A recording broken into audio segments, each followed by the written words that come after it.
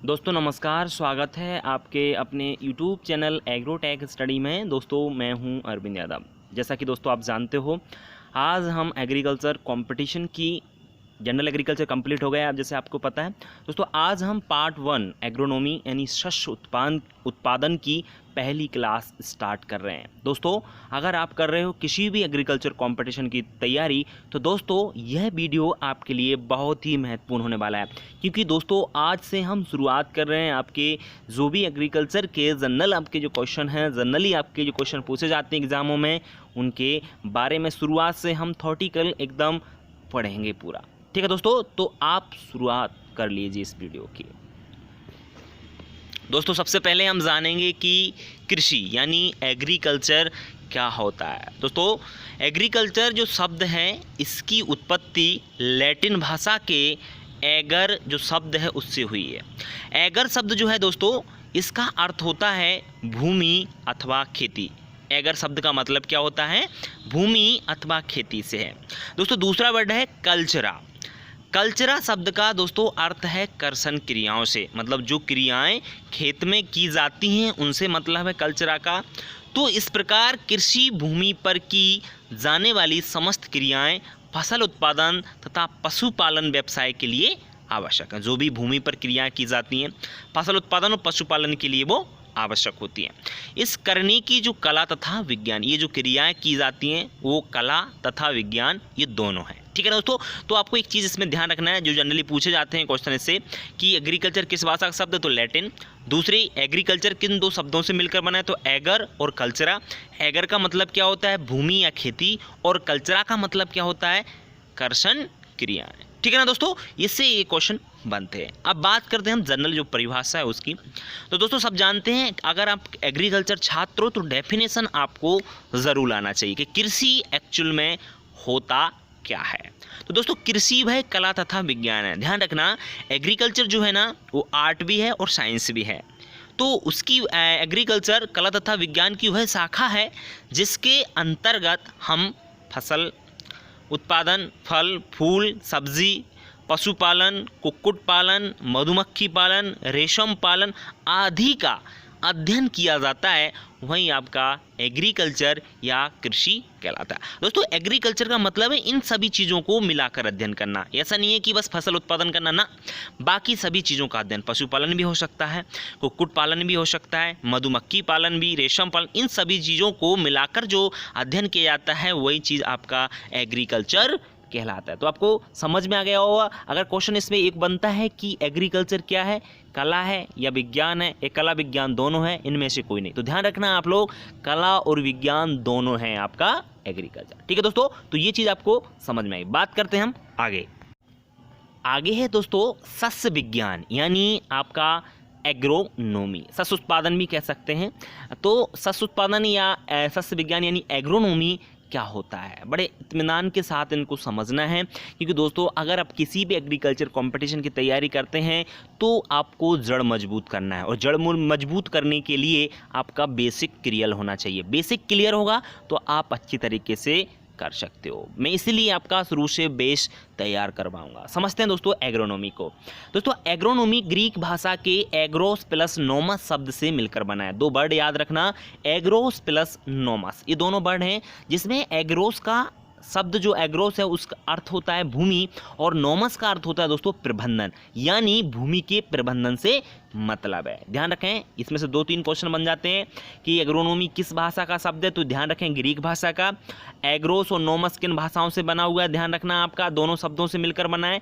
अर्थ क्या है? एग्रोस का अर्थ भूमि है और नोमस का अर्थ प्रबंधन से। अब हम जनरल जो डेफिनेशन है उसको जानने की कोशिश करेंगे। दोस्तों एग्रोनॉमी कृषि विज्ञान की वह शाखा है जिसके अंतर्गत भूमि तथा पौधों के बीच आपसी संबंध का अध्ययन किया जाता है। भूमि और पौधों के बीच जो आपसी आपका रिलेशन होता है, उन सब चीज़ों का जो अध्ययन करते हैं, उसका मैनेजमेंट, आपका फसल उत्पादन, इन सब चीज़ों का अध्ययन किया जाता है, वही आपका एग्रोनॉमी कहलाता है। दोस्तों एग्रोनॉमी के पिता पीटर डेक्रेसेंजी हैं। कौन है? एग्रोनॉमी के पिता या सस्य विज्ञान या कह सकते हैं सस्य उत्पादन के पिता आपके पीटर डेक्रेसेंजी को कहा जाता है। ठीक है, और इनकी एक पुस्तक है जिसका नाम है ओपस रूरेलियम कामोदरम। याद रखना, कई बार पूछा जा चुका है। पीटर डेक्रेसेंजी जो एग्रोनॉमी के पिता हैं, उनकी पुस्तक का नाम क्या है? तो ध्यान रखें, ओपस रूरेलियम कामोदरम इनकी पुस्तक का नाम है। ठीक है दोस्तों, अब बात करते हैं हम आगे। दोस्तों आगे है फसल, यानी फसल किसे कहते हैं, क्रॉप क्या होता है, हम डेफिनेशन समझते हैं। बेटा पौधों का एक ऐसा समूह जिसे मनुष्य किसी उद्देश्य की पूर्ति के लिए उगाता है, फसल कहलाता है। बिल्कुल, पौधों का कोई समूह है, क्योंकि फसल जो होती है आपको पता है समूह में होती है, ग्रुप में होती है। तो पौधों का कोई ऐसा समूह जिसे मनुष्य किसी उद्देश्य की पूर्ति के लिए उगाता है। उद्देश्य, जैसे हम कोई फसल उगाते हैं, कोई भी समझ लीजिए, हम चना उगाते हैं, गेहूं उगाते हैं, तो हमारा उद्देश्य होता है कि हम इसको, जैसे गेहूं है तो गेहूं से प्रोडक्शन लेने का हमारा उद्देश्य रहता है, चना से भी प्रोडक्शन लेने का उद्देश्य होता है। गेहूं का उपयोग जनरली खाने के रूप में करते हैं, चना का उपयोग दाल के रूप में एवं बेचने के रूप में भी किया जाता है। तो कहने का मतलब मेरा वो ये है कि हम जो उगाते हैं ना फसल, मनुष्य जो उगाता है ना पौधे के समूह को, तो उसका उद्देश्य होता है कि वो किस लिए उस फसल को उगा रहा है। ठीक है ना, तो किसी उद्देश्य की पूर्ति के लिए उगाता है, वही आपका क्या कहलाता है, फसल कहलाता है। ये थी दोस्तों आपकी फसल या क्रॉप की डेफिनेशन। ओके, अब बात करते हैं हम क्लासिफिकेशन की, कि फसलों का क्लासिफिकेशन। आज जनरली एग्रीकल्चर के छात्रों, कोई भी पूछ लिया जाता है आपसे, कोई भी पूछ लेता है कि बताइए फसल क्या है, तो हम लोग कह देते हैं ये फसल खड़ी है, ये फसल ना, ऐसे नहीं कहना है। जनरल आपको जो डेफिनेशन है, एक्चुअल डेफिनेशन है, वो आपको बतानी है। ओके, बात करते हैं दोस्तों इसके क्लासिफिकेशन की, कि फसलों का वर्गीकरण क्या होता है। समझिए दोस्तों, सबसे पहले बेस्ड ऑन सीजन, ऋतुओं के आधार पर फसलों का वर्गीकरण। दोस्तों ऋतुओं के आधार पर फसल 3 प्रकार की होती हैं। कितने प्रकार की हैं दोस्तों? 3 प्रकार की होती हैं। 3 प्रकार आपके कौन कौन से हैं देखिए दोस्तों। सबसे पहले हैं ऋतु, आपकी सीजन से आधार पर आपका जो वर्गीकरण है, जिसमें खरीफ की फसलें। तो दोस्तों खरीफ की फसलें क्या होती हैं? वे फसलें जिनकी बुवाई 15 जून से 15 जुलाई के मध्य की जाती है तथा कटाई सितंबर अक्टूबर के माह में की जाती है, खरीफ की फसलें कहलाती हैं। सिंपल सी भाषा में ध्यान रखना, आपका 15 जून से 15 जुलाई के मध्य जो खरीफ का सीज़न होता है, उसमें इनको बोया जाता है, और काटा कब जाता है इनको? सितंबर अक्टूबर के महीने में इसको काट लिया जाता है। दोस्तों वही क्या कहलाती हैं? खरीफ की फसलें कहलाती हैं। अब अपन को जो याद रखने वाली बात है वो है इसके उदाहरण, आपको पता होना चाहिए। दोस्तों जैसे धान को उगाया जाता है खरीफ में, मक्का है, ज्वार है, बाजरा है, सोयाबीन है, उड़द है, मूंग, मूंगफली, कपास, लोबिया इत्यादि। दोस्तों ये सभी जो क्रॉप्स हैं इनको खरीफ के सीज़न में इनको उगाया जाता है। ठीक है ना, एक चीज़ आपको ध्यान रखना है, इनका बुवाई का समय और कटाई का समय भी कई बार पूछ लिया जाता है आपका, कि बताइए खरीफ की फसलें कब बोई जाती हैं। आपको याद रखना है बोने का समय कब है? 15 जून से 15 जुलाई, और कटाई का समय आपका जो अभी सितंबर और अक्टूबर में आपकी जस्ट कटाई हो चुकी है ना। तो ये आपकी खरीफ की फसलें होती हैं। दोस्तों एक पॉइंट है, इन फसलों की वृद्धि के लिए 25 से 30 डिग्री सेल्सियस तापमान की आवश्यकता होती है। बिल्कुल, इन फसलों की अच्छी तरीके से वृद्धि कर सकें, ये अच्छी तरीके से ग्रोथ हो सके, तो उस ग्रोथ के लिए लगभग 25 से 30 डिग्री सेल्सियस इनको तापमान चाहिए। मतलब इस तापमान पर वो अच्छी तरीके से ग्रोथ एवं डेवलपमेंट कर सकती हैं। ठीक है दोस्तों, टेम्परेचर भी कई बार पूछा जा चुका है, तो इसलिए आप इसको भी अच्छी तरीके से याद रखेंगे। नेक्स्ट है, भारत में कुल उत्पादन तथा क्षेत्रफल की दृष्टि से खरीफ की फसलें प्रथम स्थान पर आती हैं। बिल्कुल दोस्तों, अगर बात करें हम रबी जायद को मिला के बात करना दोस्तों, तो खरीफ का एरिया अधिक होता है, इस एरिया में अधिक आपकी फसलें बोते हैं, और प्रोडक्शन भी खरीफ सीजन का सबसे अधिक होता है। ठीक है ना, कभी पूछ लिया जाता है कि बताइए किस सीजन में सबसे ज़्यादा फसलों का उत्पादन होता है। ध्यान रखें, खरीफ की सीजन में सबसे ज़्यादा उत्पादन होता है। ऐसे भी पूछ लिया जाता है किस सीजन में या किस आपके ऋतुओं में कि कौन क्षेत्रफल सबसे ज़्यादा फसलों का बोया जाता है, तो सबसे ज़्यादा आपका खरीफ सीजन का। ठीक है दोस्तों, तो ये चीज़ आपको समझ में आ गई होगी। बात करते हैं हम आगे। दोस्तों नेक्स्ट है आपकी रबी की फसलें। तो वे फसल जिनकी बुआई 15 अक्टूबर से 15 नवंबर के मध्य की जाती है तथा कटाई मार्च अप्रैल में की जाती है, वो आपकी रबी की फसलें कहलाती है। बिल्कुल, जैसे रबी का सीज़न आपका जो होता है सर्दियों में स्टार्ट होता है। जस्ट आपका 15 अक्टूबर से 15 नवंबर के मध्य हम रबी की फसलों की बुवाई स्टार्ट कर देंगे, ठीक है ना। और इनकी जो कटाई है ना वो कब की जाएगी, मार्च अप्रैल के जो महीने होते हैं उनमें इसकी कटाई की जाती है। वही आपकी रबी की फसलें कहलाती हैं। दोस्तों रबी की फसलें कौन सी होती हैं, एग्जाम्पल हम लोग समझते हैं। गेहूँ यानी व्हीट, चना, मटर, सरसों, अलसी, मसूर, बरसीम, राई।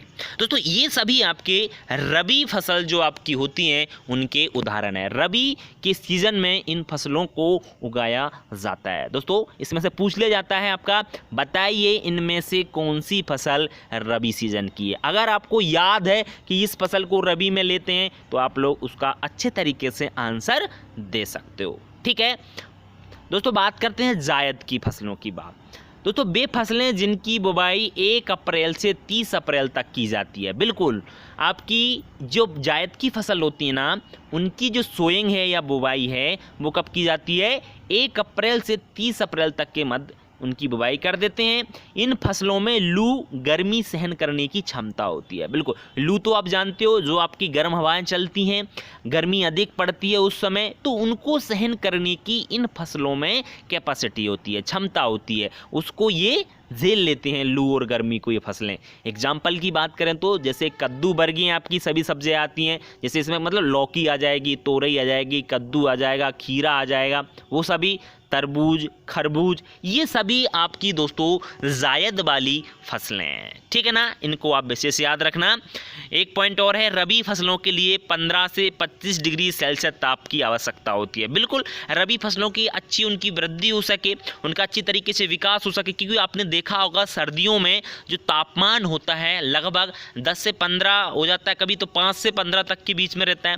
तो आप कह सकते हो कि इतने तापमान पर 15 से 25 डिग्री सेल्सियस ताप पर इनको अच्छी प्रकार से उगाया जा सकता है। देखो टेम्परेचर कम भी हो जाता है लेकिन वृद्धि अच्छी तरीके से नहीं हो पाती है फसलों की, ठीक है ना। तो आपको ध्यान रखें सर्दियों में जो फसलें उगाती हैं जैसे रबी सीजन की, तो उनके लिए 15 से 25। अच्छा मैं जायद का और बता देता हूँ। जायद में दोस्तों टेम्परेचर रहता है लगभग आपका 30 से लेकर 45 मान लीजिए आप लोग, तो लगभग उस टेम्परेचर पर आपकी जायद की फसलों को अच्छी तरीके से उगाया जा सकता है। दोस्तों एक मेरी तरफ से और पॉइंट याद रखना, वैसे मैं जनरल एग्रीकल्चर में बता चुका हूँ उसको, फिर भी दोस्तों रबी, जायद और आपका खरीफ तीनों जो नाम है वो आपके अरेबियन भाषा के शब्द हैं। कौन सी भाषा के हैं, अरेबियन भाषा के, ठीक है। दोस्तों बात करते हैं आगे, जीवन चक्र के आधार पर फसलों का वर्गीकरण कीजिए, ठीक है। दोस्तों सीजन के आधार पर कंप्लीट हो गया, ये है आपका life cycle, basis of life cycle आपका क्लासिफिकेशन है, मतलब जीवन चक्र के आधार पर फसलों का वर्गीकरण।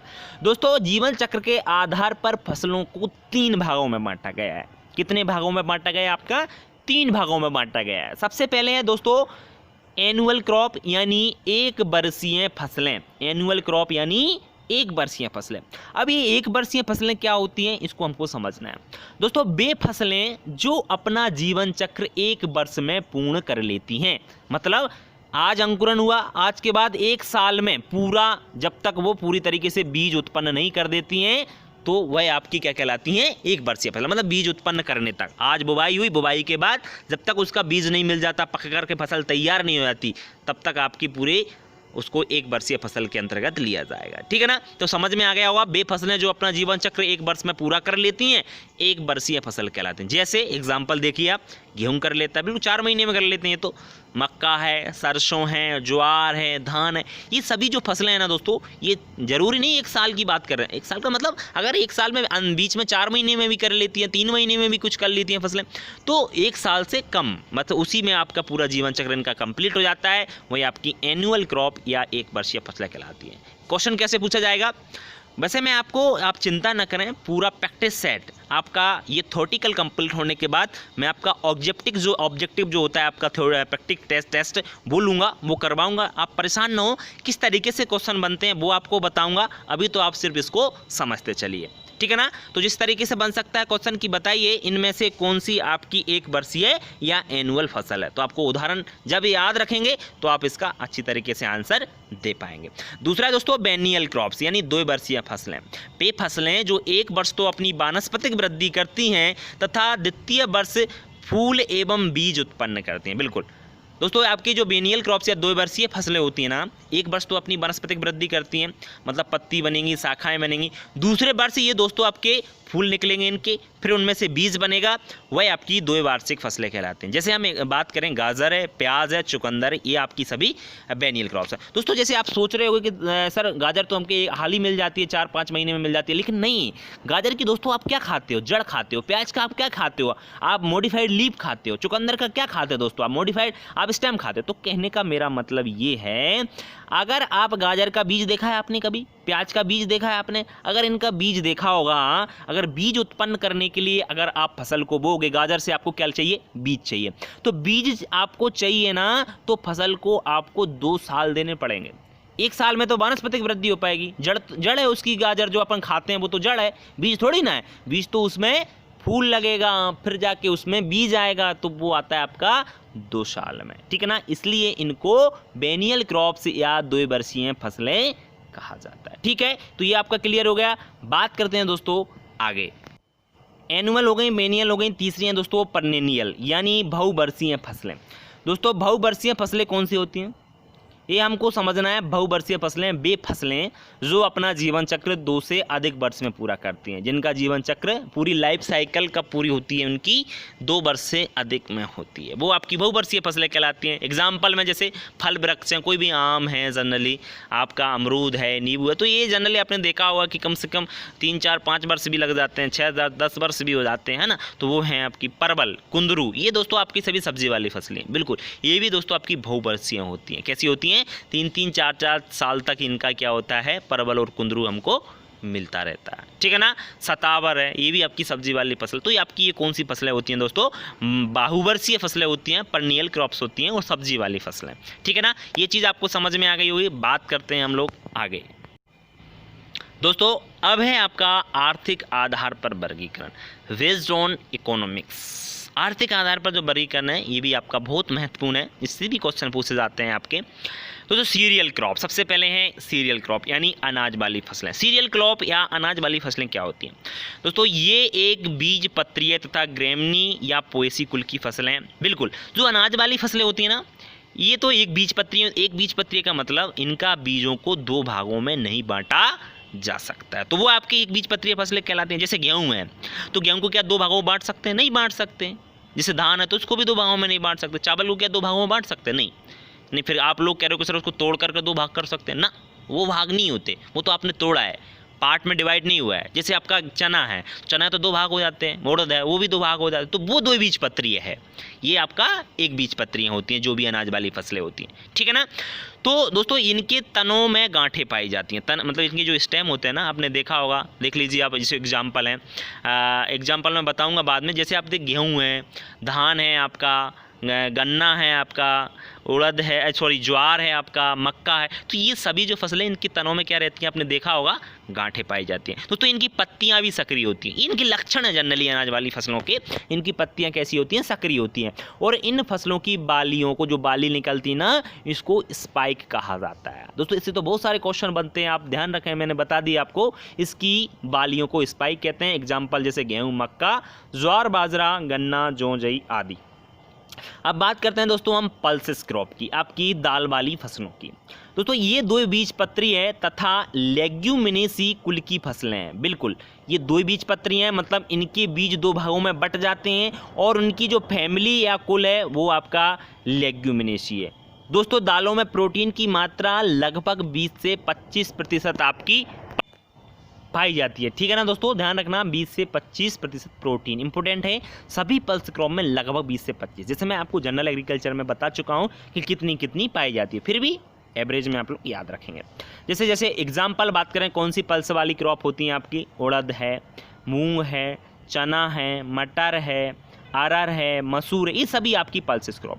बहुत सारे लोग कहते हैं दोस्तों, आपने जैसे सुना होगा कि सोयाबीन जो है, मूंगफली जो है, ये भी आपकी दलहनी फसल होती है। क्या इनकी दाल खाई जाती है? नहीं खाई जाती है, लेकिन ये ऑयली भी क्रॉप हैं। आपको पता है इनमें ऑयल भी पाया जाता है, लेकिन इनको दाल के रूप में प्रयोग नहीं करते, क्योंकि दोस्तों इनमें ऑयल की मात्रा पाए जाने के कारण ऑक्सीडेशन होता है, ऑक्सीडेशन के कारण इनमें आपकी बदबू आती है, इसलिए सोयाबीन को या मूंगफली को दाल के रूप में यूज़ नहीं कर सकते, ठीक है दोस्तों। इसलिए बस समझ में आ गया हो आपको। आर्थिक आधार पर वर्गीकरण चल रहा है, जिसमें सीरियल क्रॉप्स हो गई हैं, पल्सेस क्रॉप हो गई हैं। बात करते हैं आगे दोस्तों ऑयल सीड क्रॉप।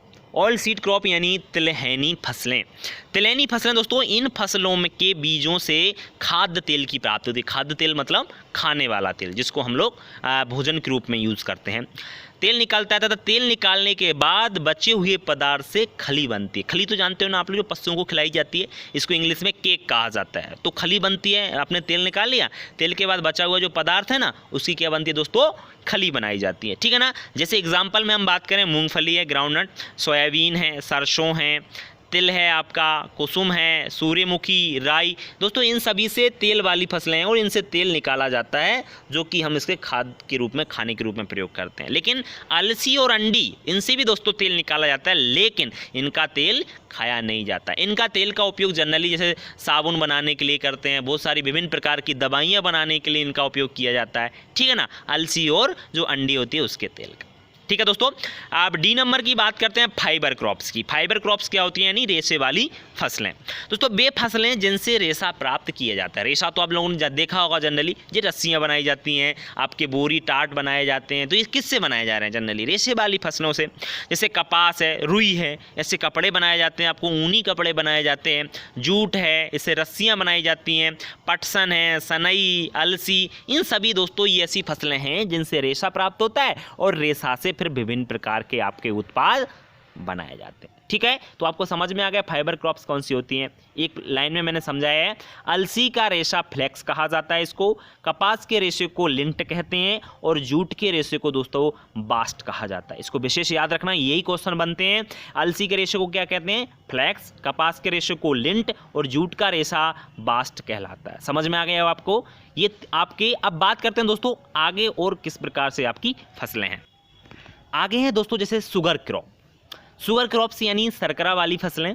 तो दोस्तों वे फसलें जिनसे शक्कर और गुड़ की प्राप्ति होती है, जिनसे मतलब रस निकलता है, रस के बाद हम क्या बनाते हैं, इससे शक्कर या गुड़ बनाते हैं। क्योंकि उनमें किसकी मात्रा पाई जाती है, शुगर की मात्रा पाई जाती है, शर्करा पाई जाती है। तो शर्करा वाली फसलें कहलाती हैं। जैसे गन्ना है दोस्तों, गन्ना के रस निकलता है, उस रस से चीनी एवं गुड़ बनाया जाता है।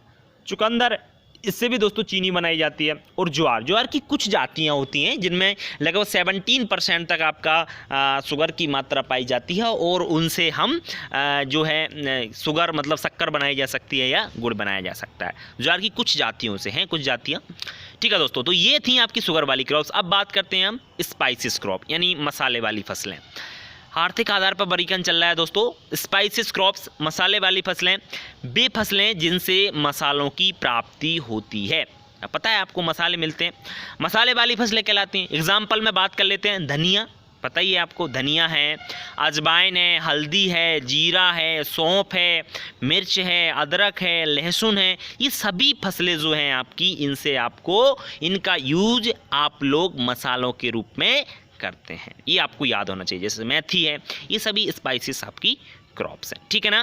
नेक्स्ट है दोस्तों स्टिमुलेंट क्रॉप्स। स्टिमुलेंट क्रॉप यानी उद्दीपक फसलें। अच्छी तरीके से समझना, वे फसलें जिनसे नशा होता है, जनरली क्या होता है, नशा हो जाता है जनरली, वह आपकी उद्दीपक फसलें कहलाती हैं। क्या कहलाती हैं दोस्तों, उद्दीपक फसलें उन्हें ही कहा जाता है जिनसे क्या होता है, एक्चुअल में नशा होता है, जिनके यूज़ करने से, जैसे चाय है, कॉफ़ी है, अफीम है, गांजा है, तम्बाकू है, भांग। आप सोच रहे हो कि सर हम तो चाय जो है कॉफ़ी जनरल पीते हैं, कभी नशा हुआ ही नहीं। दोस्तों इनमें जो पाया जाता है, जैसे चाय है तो इसमें टेनिन पाया जाता है, कॉफ़ी है इसमें कैफीन पाया जाता है। तो ये आपका उद्दीपक है, मतलब इनका यूज करने से क्या होता है, अंदर एक उत्तेजना पैदा होती है इनको यूज करने से। ठीक है ना। तो आप ये ध्यान रखना, अफीम तो जनरली सुना ही होगा, गांजा है, तमाम, तो इनका प्रयोग करने से और ज़्यादा नशा होता है। जैसे आपका मतलब चाय और कॉफ़ी इनसे ज़्यादा नहीं होता, थोड़ा बहुत होता है, तो आप लोग इसको याद रख सकते हो। ठीक है दोस्तों, तो ये थी आपकी स्टिमुलेंट क्रॉप्स, उद्दीपक फसलें। ठीक है ना। आर्थिक आधार पर वर्गीकरण आपका हुआ कंप्लीट। दोस्तों आगे वर्गीकरण जो है और पढ़ेंगे हम, आगे बात करने से पहले मैं आपको बता दूं दोस्तों, आज का वीडियो यहीं तक है। कल यहाँ से आगे जो वर्गीकरण होंगे उनके बारे में मैं बताऊँगा। ठीक है दोस्तों, वीडियो कैसा लगा, वीडियो अगर अच्छा लगा तो कमेंट बॉक्स में लिखकर ज़रूर बताएं, और वीडियो अगर अच्छा लगता तो लाइक करें वीडियो को। दोस्तों अगर आप किसी भी एग्रीकल्चर कंपटीशन की तैयारी करना स्टार्ट कर रहे हैं तो हमको EBCD से हम आपको पढ़ाएंगे। आप लोग चिंता ना करें, बस हमारे यूट्यूब चैनल से जुड़ जाइए और आप रेगुलर हम आपको वीडियो अपलोड करवाएंगे। पूरे साल भर में हम आपका पूरा सिलेबस कंप्लीट करवा देंगे। बस आप जुड़े रहिए और पढ़ते रहिए। कहीं भी अगर किसी को एग्रीकल्चर से संबंधित कोई भी प्रॉब्लम आती है तो दोस्तों आप हमसे संपर्क कर सकते हैं। हमारे मोबाइल नंबर है 7224002628 या 6261148414। इस नंबर पर, इन नंबर पर आप कॉल करके या व्हाट्सअप करके हमसे कोई भी क्वेश्चन पूछ सकते हो। ठीक है दोस्तों, तो आप चिंता ना करें, बस पढ़ते रहें। कहीं भी समस्या है हमसे संपर्क करें। आपको किसी भी कोचिंग में जाने की जरूरत नहीं है, कहीं भी जाने की आपको जरूरत नहीं है। कहीं भी आप घर पे बैठ के, इस कोरोना काल में आप घर पर बैठकर अपनी तैयारी कीजिए। कहीं पे आपको समस्या है आप जरूर संपर्क कीजिए। कहीं पूरा सिलेबस टोटली आप किसी भी की भी तैयारी कंपटीशन कर रहे हैं। ठीक है दोस्तों, आज के लिए इतना ही। नमस्कार।